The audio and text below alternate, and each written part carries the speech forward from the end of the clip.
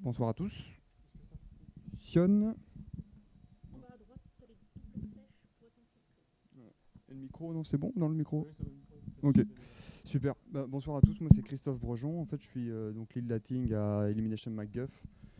Avant de commencer la présentation, je voulais juste vous spécifier, moi je suis pas du tout un color scientist. Donc je suis juste un lighter qui s'est passionné pour le sujet du color management et qui a essayé de vulgariser ça en fait pour en parler aux étudiants que j'ai notamment et à mes collègues. Et donc je m'excuse en avance des approximations et, voilà, et des petites erreurs que je vais commettre parce que c'est un sujet éminemment complexe. Moi j'ai essayé de le simplifier pour pouvoir toucher un maximum de monde et j'espère que ça vous comprendra. Donc aujourd'hui, je vais vous parler des ACES en fait. Donc je ne sais pas si vous connaissez ACES, si vous avez déjà vu des tutos ou pas. En ce moment c'est un sujet qui est dont on parle beaucoup en fait, hein. Je vois quasiment toutes les semaines des nouveaux tutos, des nouvelles vidéos arriver sur le sujet et donc pour moi c'est une excellente nouvelle. Ça va faire à peu près 18 mois que je suis plongé dans le sujet, que je me suis pris quelques gamelles et que ça y est, je pense que je commence à bien comprendre les concepts et à les maîtriser et donc c'est ça que je vais vous présenter aujourd'hui. Donc ACES, quand est-ce que je l'ai découvert en fait, c'est en arrivant à Animal Logic, donc c'était en 2016 et si vous voulez la première impression que j'ai eue en arrivant chez eux, j'ai clairement... Ouais, j'ai eu clairement l'impression qu'ils avaient accès à une palette de couleurs en fait beaucoup plus grande à laquelle j'étais habitué. Et j'ai compris en fait qu'un an plus tard, c'était un peu mon regret de ne pas l'avoir compris tout de suite, mais c'était qu'en fait c'était grâce à ACES et notamment et aussi à leurs écrans en P3. Voilà. Donc ça c'était juste pour vous montrer pour la petite info. Ça c'est le premier rendu que j'ai vu en arrivant à Animal Logic. C'était mon premier jour, j'ai vu ça sur l'écran de mon voisin. Et j'ai fait waouh, c'est saturé, waouh, il y a plein de couleurs. Et en fait ça m'a pris du temps en fait pour comprendre tout leur color management. Et en fait c'était grâce à ACES qu'ils avaient autant de patates. Alors ACES, en fait, c'est quoi? C'est un système d'encodage de couleurs en fait, qui a été développé par l'Académie des Oscars. En fait, ça, c'est la première surprise que j'ai eue quand on m'a expliqué ACES. Je faisais l'Académie des Oscars, donc ceux qui remettent des statuettes au mois de janvier. Oui, oui, c'est bien eux, c'est eux qui ont voulu développer ACES. L'idée derrière ça, alors, en fait, j'ai 60 slides et j'ai que 20 minutes, donc je vais devoir parler un petit peu vite. Mais en fait, l'idée derrière ça, c'est qu'on va essayer de centraliser dans un format universel tous les systèmes d'archivage d'images et de films pour que dans 50 ans, parce que dans 50 ans, on ne sait pas sur quel support on va regarder les films, on ne sait pas quel type d'écran on aura, pour que ces masters soient toujours valides. En fait, l'apparition des caméras numériques, ça a compliqué, il y a une multiplication des formats. Hein, donc à la base, c'est ça la volonté des SIS, c'est d'uniformiser. Et aujourd'hui, on a tellement de caméras numériques disponibles, c'est comment est-ce qu'on fait pour archiver en fait, tous ces formats dans un conteneur, et c'est ACES qui va répondre à cette problématique. Donc ça a été développé donc, par de nombreux fabricants tels que Canon, Sony, Red. Et également, ce qui est bien, c'est que les studios VFX ont joué le jeu. Hein, notamment ILM, Unit, Framestore, Animal Logic travaillent sur ACES et certains ont participé à son développement. On m'avait réclamé la liste, hein, elle est disponible sur Internet, des films qui ont été utilisés pour faire ACES. Il y en a plus de 300. Et notamment, il y a Marvel et Disney qui sont assez chauds sur ACES. Ils ont bien adopté la chose. Et ce qui est intéressant, c'est que c'est devenu une norme de livraison chez Netflix. Donc aujourd'hui, il y a pas mal de studios qui travaillent pour Netflix, qui se posent la question d'ACES, de comment on va livrer du ACES. Et donc ce qui fait que grâce un peu à la pression entre guillemets Netflix, ACES se répand dans les studios. Un workflow classique. Donc là, je vais faire un petit point sur comment est-ce que globalement la plupart des studios ont bossé ces 15 ou 25 dernières années. On va dire le rendering space, c'est du linéaire et le display space, c'est du sRGB. Moi, si je dois retenir une leçon en fait, de ces 18 mois à travers la couleur donc à MacGuff, c'est qu'il faut être précis en fait, quand on parle de couleur. Et moi, j'en parle avec énormément d'humilité, parce que comme je vous dis, je ne suis pas un expert. Mais ça, c'est, je pense, la première erreur entre guillemets qu'on a tous commis, c'est dire je rends linéaire. Et en fait, dire que je rends linéaire, c'est pas du tout assez précis, parce que le linéaire, c'est quoi en fait? Juste dire linéaire, on n'est pas assez précis. Donc, je vais essayer de vous montrer comment ACES permet d'améliorer en fait ces deux points. Pour vous expliquer ici, j'ai besoin, je suis désolé, hein, c'est un tout petit peu trop, un peu scolaire, mais j'ai besoin de vous réexpliquer rapidement ce que c'est un espace colorimétrique RGB. Tout ça, je l'ai piqué à un super article en fait, de Thomas Massincal, qui explique, qui récapitule un peu ça. Et en fait, un espace colorimétrique RGB, il y a 3 composantes: les primaires, le white point et les fonctions de transfert. Donc là, ça devient super chiant. Donc je vais essayer d'un petit peu accélérer parce que c'est un peu technique. Mais grosso modo, les primaires, vous voyez le triangle en bas à droite, ce sont les sommets en fait, du triangle. Et c'est en fait donc ce triangle, hein, c'est ce qu'on appelle le gamut. Okay, et les primaires, ce sont les couleurs pures dans un espace colorimétrique. Donc c'est le rouge pur, le vert pur et le bleu pur. Okay. Le deuxième point, le wine point, en fait, c'est l'axe de désaturation. Donc, je vais éviter de rentrer trop dans les détails, mais c'est l'axe neutre dans un espace colorimétrique. Et en fait, vous avez peut-être déjà entendu que des écrans en fait, sont calibrés en D55, D60, D65. Et c'est l'axe de white point de désaturation. Et là, j'arrive un peu au point essentiel. Ça, pour moi, ça a été une des grandes révélations au cours de ce voyage à travers la couleur, c'est les fonctions de transfert. Et en fait, ça, c'est très intéressant. Donc, les fonctions de transfert, généralement, on parle d'une fonction de transfert sRGB ou une fonction de transfert sRGB inversée, qui correspondent respectivement à un gamma à 2,2 ou un gamma à 0,454. Okay, et ça, ce qui est super intéressant, en fait, c'est que je connais énormément, moi le premier, de superviseurs de lead ou dans les écoles, voilà, de gens qui ont été induits en erreur sur qu'est-ce que le linéaire. Et en fait, je voulais vous montrer alors très rapidement ce petit imprime écran en fait, de Nuke, et vous voyez ici, color space, qu'est-ce qui est écrit à côté linéaire. Et en fait, ça nous a énormément induit en erreur, je pense, dans les studios, parce qu'on a tous cru que le linéaire, c'était un espace colorimétrique. Moi, à la sortie de mon bouquin, j'ai vraiment reçu beaucoup d'emails de gens qui me disaient « Je suis en linéaire, je sors des EXR 32 bits, donc j'ai accès à un range de couleurs infini. » Pas du tout, pas du tout. C'est pour ça que je voulais vous redéfinir l'espace colorimétrique un peu en premier point, c'est que le linéaire est 100% dépendant d'un gamut. Donc, ce n'est pas parce qu'on est en 32 bits en linéaire qu'on va avoir accès à une plage de couleurs infini. Et en fait, ce qui est marrant, c'est que quand on va dans la doc de The Foundry, ils mettent bien ici en bas à droite, however, Nuke's color space isn't a standard color space. Voilà, c'est juste qu'il faudrait écrire ça en grand et en rouge pour éviter ce genre de confusion. Donc ici, voilà, c'est juste un petit hommage à Thomas, parce que c'est grosso modo c'est la conclusion de ton article, et c'est un peu ce que je vous invite à faire, c'est que quand on parle de couleur, on essaie d'être précis. Et généralement, on va entendre ce genre de phrase dans un studio, c'est genre ouais, le sRGB, c'est juste un léger ajustement de la courbe gamma de 2. Si on veut être un peu plus précis, on va dire la fonction de transfert sRGB est un léger ajustement de la courbe gamma de 2. Et si on est vraiment chaud patate, là on dit la fonction de transfert électro-optique sRGB EOTF est une légère modification de la fonction gamma de 2. Moi honnêtement, cette phrase-là, elle me suffit. Mais voilà, c'était juste pour vous montrer à quel point ça peut être un sujet chiant, rébarbatif, mais il faut être précis. Donc c'est quoi le sRGB? Bon, ça c'est la petite blague, les indices, c'est un color space, les autres répondent, c'est une fonction de transfert, en fait c'est les deux à la fois. Et c'est pour ça qu'il faut être précis quand on parle de ça. J'ai un petit peu avancé pour éviter de trop vous barber. Donc ce qui est intéressant, c'est que donc ça c'est les espaces colorimétriques, on va dire les plus diffusés. Donc le sRGB Rec 709, ce sont les mêmes primaires, le même gamut, rappelez-vous, c'est le triangle qu'on voit ici. Et ce qui est intéressant, c'est qu'il couvre 35% du spectre visible, ce qu'en anglais c'est le spectral locus.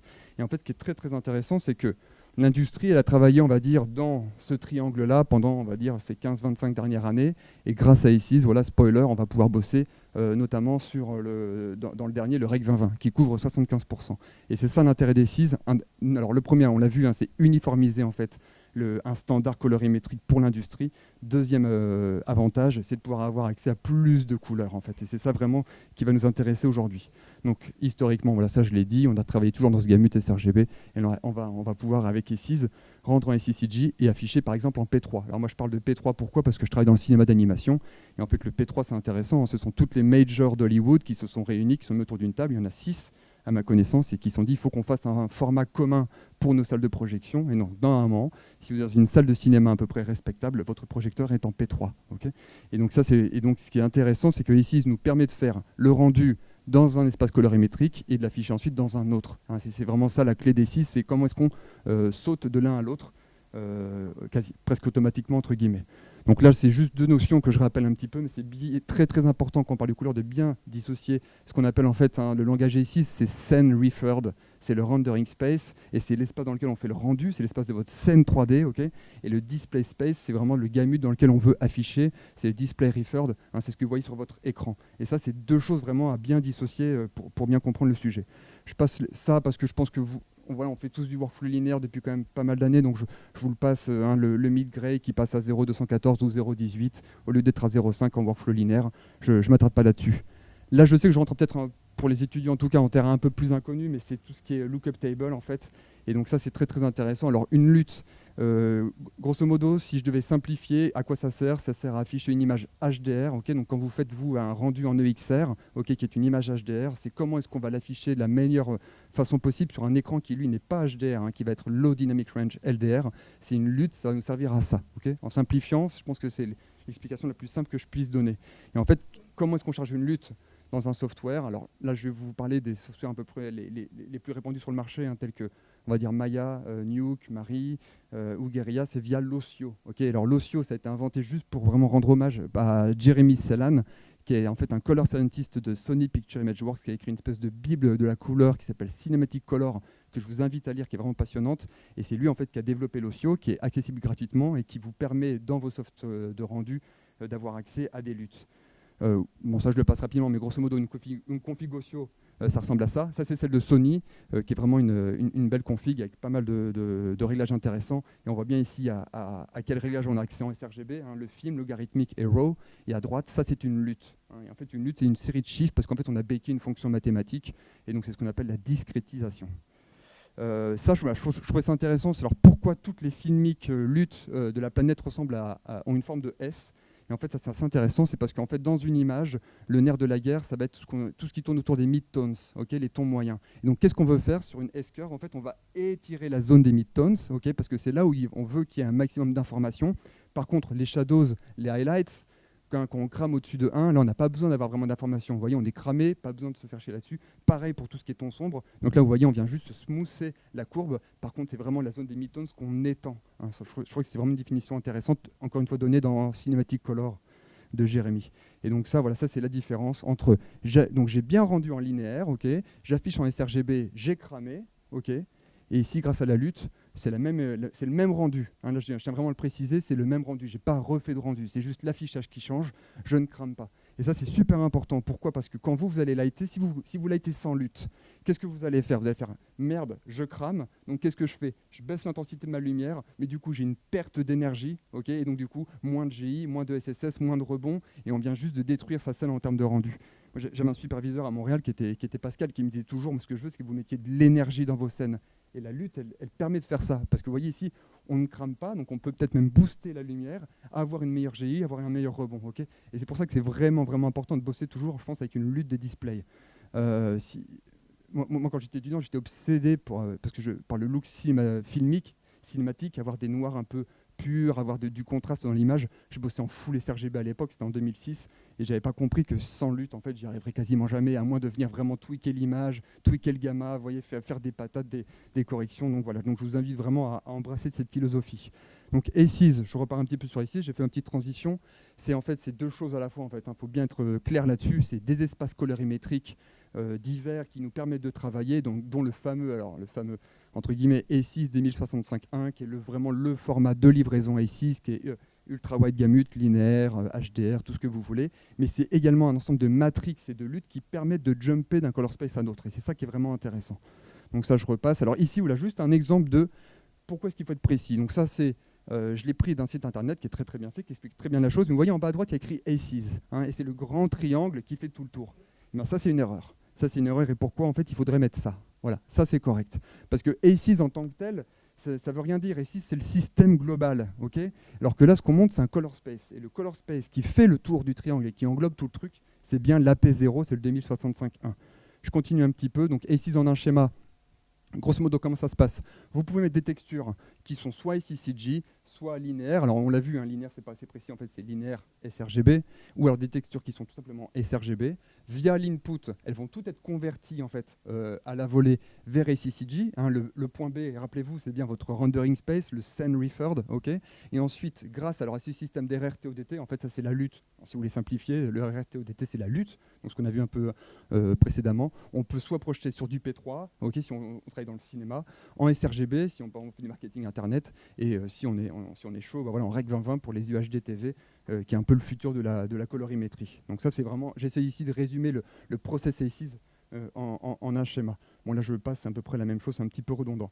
Donc, les IDT. Alors ça, moi, je passe vraiment un petit peu de temps dessus, parce que ça, pour moi, ça a été la révélation. Alors, c'est pas du tout moi qui ai fait ces tests, c'est Thomas Massincal, et il a fait un truc complètement génial. J'y aurais jamais pensé. En fait, grosso modo, qu'est-ce qu'il fait?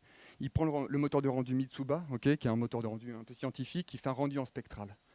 Et alors, il décide, ça, c'est, on va dire, c'est la vérité. En anglais, c'est the ground truth. C'est le point de référence. Il fait ensuite un rendu où il convertit les valeurs en Rec 709 et il convertit les valeurs en Rec 2020. Donc Rec 709, rappelez-vous, c'est du sRGB. Rec 2020, c'est quasiment l'équivalent de SCCG. Et en fait, qu'est-ce qu'il fait ensuite? Il fait une différence. Et là, c'est vraiment le côté génial du truc. Il se dit, voilà, je vais faire spectral moins Rec 709, spectral moins Rec 2020. Et plus on est sombre, sombre, pardon, plus on est proche de la vérité, de la réalité. Et donc c'est super intéressant parce qu'on voit en fait que globalement le REC 2020 est plus proche du spectral. Alors ça, ces tests-là, ils les a fait en 2013-2014, donc c'est il y a déjà 6 ans. À l'époque, c'était, je pense, vraiment groundbreaking. Voilà. Mais je trouve ça vraiment intéressant d'avoir eu cette idée. Alors on me dit toujours, ouais, mais regarde, il y a quelques casques qui réagissent mieux en sRGB qu'en REC 2020. C'est vrai, en effet, dans certains cas, dans certaines couleurs, le gamut sRGB répond mieux, mais si on fait une moyenne, globalement, c'est beaucoup plus intéressant de faire un rendu en ACCG ou en REC 2020. Et ça, c'est vraiment une grande révélation, c'est rendre dans un gamut, dans un color space ou dans un autre, on n'a pas le même résultat. Et donc, je vous le montre ici, c'est voilà, rendu en linéaire sRGB, rendu en ACCG. Alors sur mon site internet, pour ceux qui l'ont vu, en fait, je mets un peu naïvement extra bounce. En fait, c'est pas du tout un rebond en plus. Il faut vraiment que je le corrige. Vous voyez, ça c'est un problème de terminologie. Je suis pas du tout assez précis. C'est une meilleure GI, mais c'est pas un rebond en plus. Un rebond en plus, c'est quand on monte le nombre de rebonds dans son moteur de rendu. Là, c'est juste une meilleure GI, et c'est parce que l'espace colorimétrique est plus large. Donc ici, je vous explique vite fait ce qui se passe. Alors en fait, qu'est-ce qui se passe ? En linéaire sRGB, donc moi j'ai déclaré cette couleur, ok, 0, 1, 0, qui est une primaire verte pure. Ici, je la convertis dans Nuke pour vous montrer en fait ce que fait Maya ou Guerilla en interne, et ça convertit vers cette couleur. Et en fait, c'est la même couleur, donc ce vert pur exprimé en SCCG contient du rouge et du bleu. Ok, c'est des channels non nuls. Donc votre rayon de lumière lors de la GI, au lieu de taper sur 0, 1, 0, et donc un 0 en rouge, 0 en bleu qui va être coupé, il va rebondir sur du 0.33 et du 0, je vois pas très bien ici, 0.1. Et donc du coup, c'est comme ça qu'on retrouve, vous voyez, le mur rouge rebondit sur la sphère verte. Parce que le rebondir sur du 0, c'est une valeur convertie, et donc on ne rebondit pas sur du 0. Hein, ce petit schéma aussi l'explique. Vous voyez, j'ai bien déclaré la couleur verte primaire en haut du triangle, mais dans SCCG, vous voyez, ce n'est plus une primaire. Donc il n'y a plus 0, 1, 0, 1, 0. Et donc c'est comme ça qu'on obtient une meilleure GI. Ok ? Je continue un petit peu. Donc la RRT-ODT, bon, je vais un peu rapidement, mais grosso modo, elle contient 4 luttes. Hein. C'est assez génial leur système. Il y en a une pour remapper les primaires, parce qu'on va devoir passer de ACCG vers le P3 ou ACCG vers le sRGB. Hein. Rappelez-vous, c'est tout le système d'output. Donc il faut bien remapper les primaires pour passer de ACCG vers votre display target. Okay, on a une courbe de transfert, hein, on l'a vu, rappelez-vous, courbe de transfert sRGB, gamma 2.2 pour pouvoir afficher sur l'écran tout simplement. Et la filmic tone mapping, c'est la S-curve hein, qu'on a vu tout à l'heure, où on étire les midtones pour avoir un peu de range. Et en fait, voilà, ça c'est ce que je voulais vous montrer, c'est affichage en sRGB. Alors je ne sais pas si ça rentre bien sur ce projecteur, voilà, si quand même. Et ça c'est l'affichage donc en Rec 709 et 6. Et alors ça c'est une des grandes questions que je vois souvent sur les forums, sur les discords de D6, c'est pourquoi Rec 709 et 6 ça ne rend pas comme Rec 709 dans Nuke. Mais tout simplement parce qu'il y a 4 luttes qui prend ton image en compte. Et moi je le dis souvent à mes étudiants, c'est quasiment impossible d'avoir une bonne image, hein, de bonne qualité, un minimum photoréaliste, tout simplement réaliste, sans passer soit par ici, soit par la configuration de Sony et avec une lutte. Okay, parce que sinon vous allez cramer toujours. Et c'est dommage parce qu'on voit de très jolis courts-métrages étudiants et la seule chose qui manque, c'est le color management. C'est vraiment, je trouve, un point qui a été un peu mis de côté dans les écoles, mais c'est en train de progresser dernièrement. Ici, je vous montre juste un test de Macbeth. Alors ça, c'est à gauche, on a la Sony, à droite, on a la A6. Regardez le 18e carré, donc c'est le bleu ici. Vous voyez, cette couleur n'existe pas en sRGB. Ça m'interpelle énormément. Ça, la Macbeth, c'est ce qu'on met dans toutes les turntables de la planète hein, pour faire du look dev. Et ben, la couleur 18 n'existe pas en sRGB. Vous voyez, alors, ce qui est intéressant, c'est la montée en expo. Vous voyez, la montée en expo dans A6 est beaucoup plus uniforme. Donc ça, c'est vraiment intéressant. Donc grosso modo, hein, ici, ça nous donne accès à plusieurs formats. J'ai presque fini, je vous rassure. Donc ACCG, hein, CG, donc Computer Graphics, c'est pour nous rendu, c'est du white gamut linéaire, ok. ACCC, donc c'est color correct, c'est pour faire du grading. Et moi, je vous invite les étudiants, si vous faites du grading, si vous faites de la saturation, faites ça sur du ACCC. Hein, convertissez vers ACCC dans Nuke, et ensuite vous reconvertissez vers ACCG pour votre sortie. Mais gradez bien sur les ACCC, vous allez voir, la saturation réagit beaucoup mieux en logarithmique. Et enfin, ça, c'est le dernier, c'est le fameux format, c'est un peu le papa de tous les formats chez ici, c'est le AP0, le 2065-1, et c'est pour tous les échanges entre studios, en fait. Hein. Quand on livre au DI, quand on livre à un autre studio, c'est le format qui a été décidé par l'académie. Pardon. Donc on a vu un triple intérêt, calcul de lumière dans un meilleur color space, SCCG, une visualisation la plus correcte hein, grâce à l'ODT, filmic tone mapping, etc. Et puis aussi c'est un master numérique qui sera encore valable dans 50 ans. Donc vous, peut-être qu'en tant qu'étudiant, ça vous intéresse moyen, mais les professionnels, nous, ça nous intéresse que notre master numérique, ils sont encore valables dans 50 ans si on veut ressortir un Blu-ray 4K. Ici, j'ai une petite série de slides, en fait, grosso modo, donc un rendu linéaire visualisé en sRGB, le même rendu visualisé en filmic sRGB, donc la lutte de Sony, le même rendu visualisé à travers Aces, ok, en Rec 709 Aces. Et là, par contre, ce n'est plus le même rendu. Là, j'ai rendu un Aces et on voit bien alors j'appelle ça l'extra rebond, mais c'est pas du tout l'extra rebond, c'est juste la meilleure GI en fait. Du sol vert sous la sphère rouge. Dans Maya, ça, je passe rapidement parce que je n'ai pas envie de faire un tuto Maya, mais on a un petit module de color management, on cherche la config Osio, on a accès aux différents IDT. Dans Nuke, pareil, ils ont intégré en fait Aces 1.03 depuis Nuke 11, Nuke 12 à la 1.1. Et ici, j'ai bien mis, si on livre vers du DI ou voilà, pour faire un master, on livre bien du Aces 2065-1. Et il me reste du temps, non, où je suis complètement... 30 secondes. En fait, je voulais juste vous montrer, en fait, c'est ma conclusion, mais en fait, c'était juste... Ouais, j'ai quasiment terminé. En fait, c'était juste que ce qui est intéressant, c'est que donc on a bossé 18 mois sur Aces à Guff pour l'intégrer. C'était vraiment, je pense, une des expériences professionnelles les plus intéressantes que j'ai eues dans ma vie. Et en fait, c'était juste pour faire une ouverture là-dessus, c'est que à quoi ça correspond dans la vraie vie. En fait, dans la vraie vie, ce qui est le plus saturé sur Terre, c'est le laser. Il n'y a rien de plus saturé normalement qu'un laser. Et ce qui est intéressant, c'est qu'un laser rouge, par exemple, ça correspond à une primaire. Vous vous rappelez la couleur pure, 100, reg 2020. Donc, ce qui est intéressant avec Aces, c'est oui, on va donner accès aux graphistes à une quantité, un range de couleurs beaucoup plus grand, mais il faut aussi se poser la question de jusqu'où on veut aller, parce que si vous voulez la saturation dans une image, si vous faites un court-métrage un peu cartoon qui est saturé, il faut vraiment se poser la question de d'où vient la saturation. Est-ce qu'elle vient des textures? Est-ce qu'elle vient d'un grade qui est ensuite fait au DI ou dans Nuke? Et en fait, donc, on s'est posé la question où est la limite. Et moi, je voulais juste vous ouvrir, finir sur cette ouverture, parce que je sais qu'il y a des développeurs dans la salle, et vraiment, c'est un espèce de plaidoyer pour le Pointers Gamut. Et en fait, ce qui est intéressant, c'est que donc, le Pointers Gamut, j'ai quasiment terminé, c'est Michael Pointer, c'est un scientifique en 1981. Il scanne 4000 échantillons, en fait, et donc il nous fait ce qu'on appelle le Real World Color Gamut. Et en fait, c'est un gamut qui limite les vraies couleurs disponibles sur tous les matériaux de la planète. Et c'est ça la limite si on veut faire encore une fois du réaliste ou du photoréaliste. Et donc ce qui est dingue, c'est qu'en 2014, Thomas Massincal, le même Thomas, il écrit un plaidoyer pour Autodesk, The Foundry, tous ces développeurs en disant on a besoin de checks de couleurs dans notre software. Moi j'ai juste 6 ans de retard, mais ça n'a toujours pas été fait. Donc aujourd'hui on peut déclarer dans Maya, même un Maya 7 ans Aces, des couleurs complètement aberrantes. On peut mettre un rouge qui serait un rouge laser sur un vêtement, ce qui dans la vraie vie n'existerait jamais, et on n'a pas d'outils de check. Donc moi, c'est un appel aux développeurs, s'ils voulaient faire un effet mondial, c'est faisons ce putain de tool Pointers Gamut en mode open source, et à nous la gloire. Et donc voilà, mais c'était juste pour terminer sur ça, et voilà, j'espère que vous n'avez pas perdu, merci beaucoup.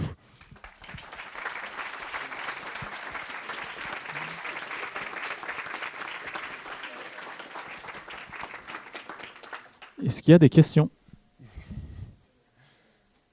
Oui.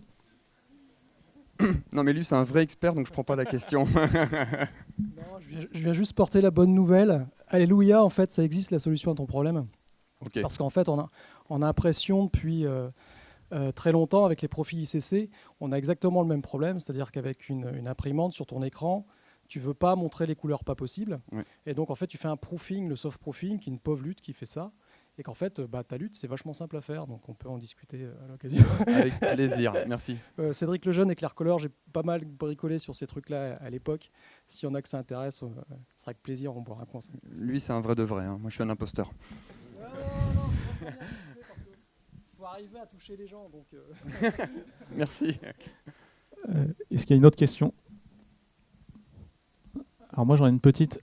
Comment t'expliques le fait que dans les softs ça soit si compliqué par défaut? En fait, ouais. Voilà, en fait, moi quand j'ouvre un soft 3D, je comprends. Enfin, quand j'arrive à la partie colorimétrie, bon déjà je comprends pas grand chose, mais quand j'arrive à la partie colorimétrie, là je comprends à chaque fois plus rien, je sais jamais quoi choisir. Donc je reste sur le choix par défaut. En fait, je vais te donner la même réponse que Thomas m'a donnée. C'est en fait le color management, on s'y intéresse finalement depuis globalement peu de temps en fait, hein, peut-être 10 ans, peut-être un peu plus. Et en fait, donc les outils, en fait, comme c'est un sujet complexe, les outils ont toujours un petit train de retard. Okay, et donc en fait, c'est pour ça, enfin moi c'est la raison qu'il m'a donnée, je pense qu'elle est complètement valable, c'est pour ça qu'en fait les softs ont toujours un petit temps de retard par rapport aux besoins de l'industrie, par rapport à ce qui se développe. Mais il me disait par exemple l'éclairage en LED sur plateau, ça arrivait genre l'année dernière. Donc ça montre encore à quel point c'est en train d'évoluer, encore en train de progresser. Et donc Maya et compagnie et Nuke, ils ont toujours un petit train de retard parce qu'en fait ça évolue tellement vite et puis c'est tellement nouveau que voilà. Il y a d'autres problématiques à résoudre, mais maintenant qu'on a des super images, on peut commencer à les regarder dans le détail des couleurs. Ok. Exactement. Cool. Bon bah super. Encore une question? Non, bah on va passer à la suite alors.